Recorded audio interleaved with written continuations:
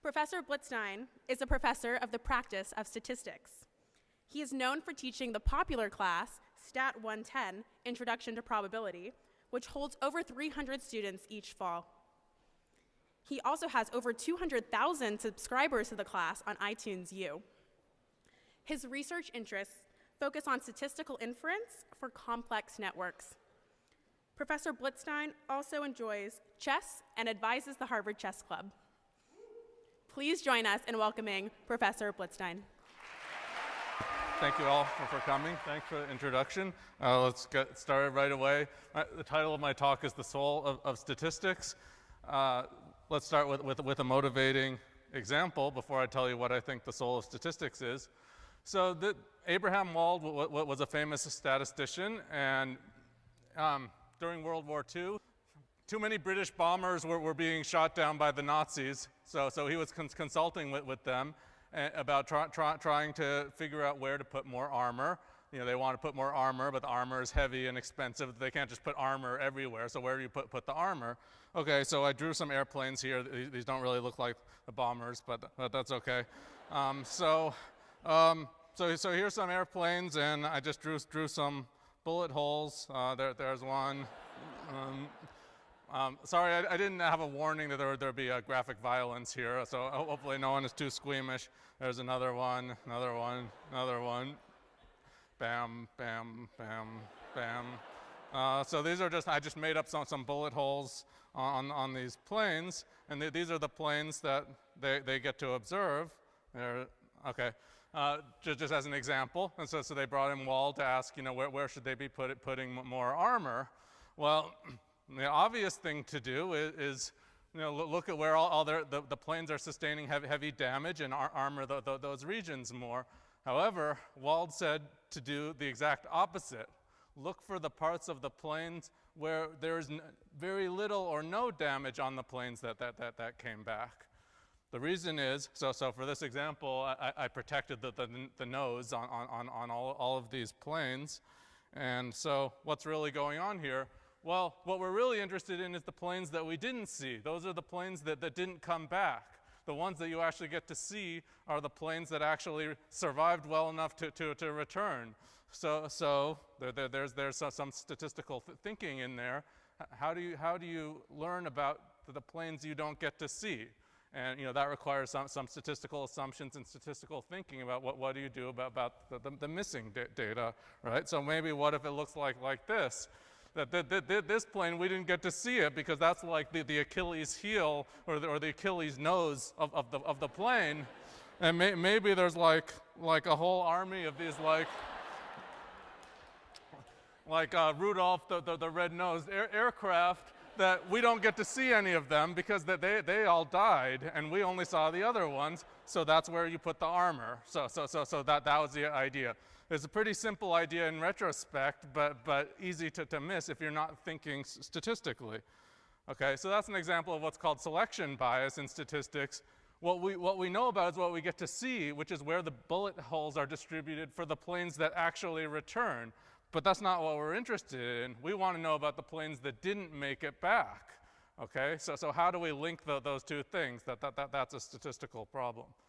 Now we're ready to say, what's the soul of statistics? I won't keep you in suspense. Conditioning is the soul of statistics. That means conditional probability, for those of you who know what that is. If you don't know what conditional probability, all it means is that we're given information. We always have information wherever we're doing. It's all conditional on the information we have, and conditional probability tells us how to update our beliefs based on information that we're able to observe. Every probability is conditional, and so that's the point of view here.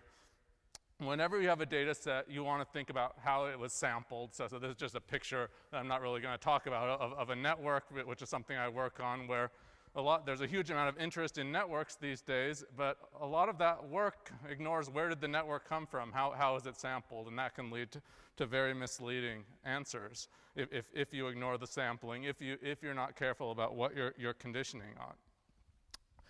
And you know, this is supposed to be Harvard Thinks Big, so I'm going to try to think really big. That this is not just the soul of statistics. This is everything, because we wouldn't be, if what I said was not true, we wouldn't be here having this conversation. It's all conditional on a huge conditional probability calculation that we can't actually do of things that brought us to this room to have this conversation right now. Everything is conditional. Okay, so here's another example. This is a longevity study from 1835. Lombard was interested in collecting huge amounts of data, a very impressive data collection effort for how long people in different professions lived. Okay, so I'll just give you a few. I chose a few examples. That's a selection bias too. It's the ones that I felt like choosing because it's a short talk. So here's the profession. Here's the average longevity in his data set. So it turned out that the first or second longest living people in his data set were chocolate makers. So I was very happy to see that because I really like chocolate. They lived to be 73.6, which lifespans have improved from 1835 to now, so that's actually quite good back then. And this is not second on the list, but one that I was interested in was professors lived to be 66.6. So I know it's a little bit sad. I could have, if I had chosen a different career path, I could have lived 7 years longer and had all the chocolate that I want. There is a sample size issue here, which is he only had 9 chocolate makers in his sample. That's a very small sample. There are a lot more professors than chocolate makers in his study.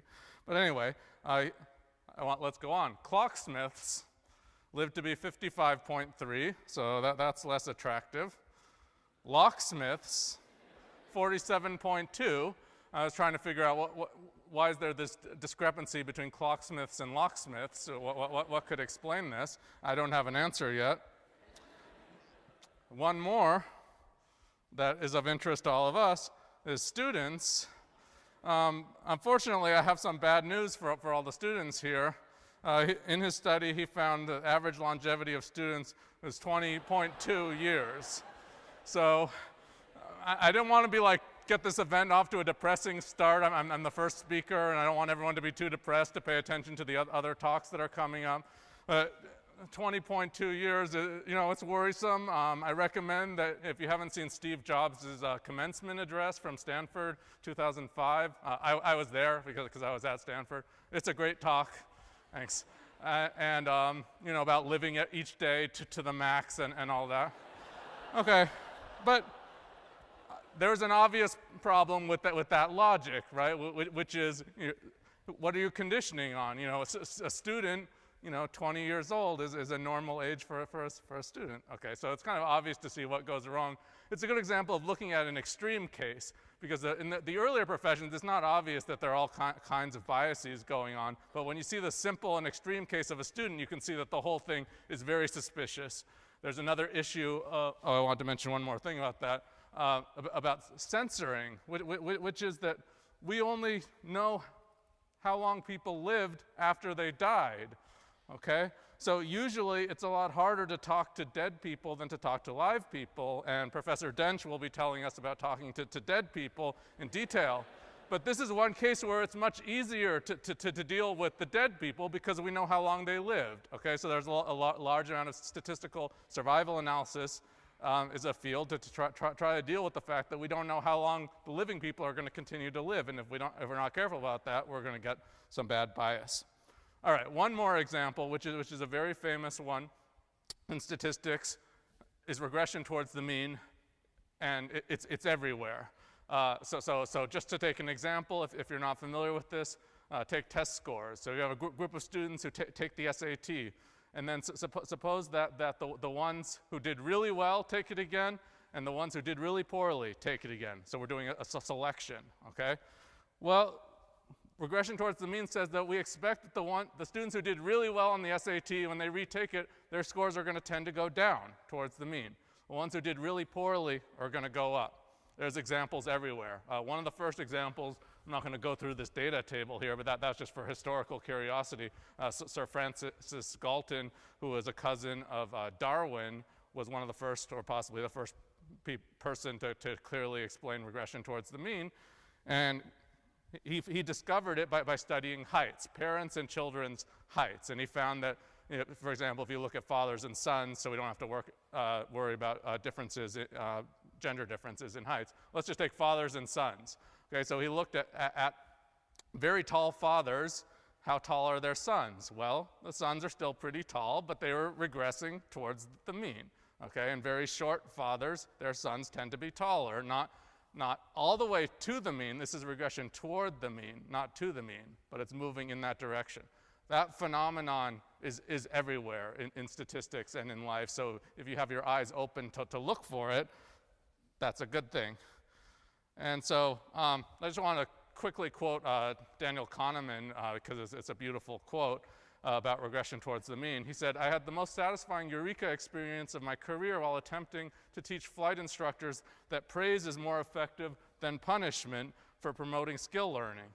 And when he gave that talk, a flight instructor objected, "On many occasions I've praised flight cadets for clean execution of some aerobatic maneuver, and in general when they try it again they do worse.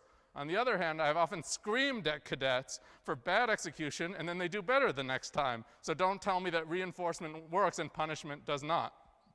And Kahneman said that's a joyous moment because what he realized is we tend to reward others when they do well and punish them when they do badly. And because there's regression to the mean, he should say toward the mean, it is part of the human condition that we are statistically punished for rewarding others and rewarded for punishing them. And so there are a lot of misconceptions about regression toward the mean that I don't have time to get into detail of, but I wanted to do a quick little picture illustrating a hypothetical thought experiment. What would the world be like without regression toward the mean? Because a lot of people seem to have the misconception that regression toward the mean would mean that everyone is going to be, eventually converging to the same value. And actually, without regression toward the mean, we need regression toward the mean in order to have stability in the population. So I just made up a simple example where suppose we had 3 people, 3 different heights, and suppose each person has a child who's equally likely to be a little bit shorter, the same height, or a little bit taller. Okay, so I just gave them three kids each. A little shorter, same height, a little bit taller. So that's the next generation. Then I just took that generation and just rearranged it. These are the same people. Now, same thing happens again. That's the next generation. And then I'll just take one more generation. This is what the population would look like without regression toward the mean. What you see is after only 3 or 4 generations, you're going to see giant, 10-foot people walking around, and you have little 4-inch people, things like that. That's what the world would be like without regression toward the mean. Okay, lastly, I want to tie this back to just kind of personal perspective on teaching and research, which is something I call the conditional golden rule. So this was a course evaluation I got in the Q Guide a few years ago. So someone wrote, it was a class, this is about Stat 110, it was a class that was designed by Blitz with the credo, I wanted to teach a class that I would want to take myself. So I was really happy when I saw that, because it was a nice comment, but it also reminded me of something that I had forgotten that I had said, and I kind of liked that. However, in the interest of full disclosure, that same year there was also a comment that said, writes horrible problem sets that only cause pain, not learning. So unfortunately, I try to be logical. The logical conclusion from these 2 things is that I'm a masochist. So let me just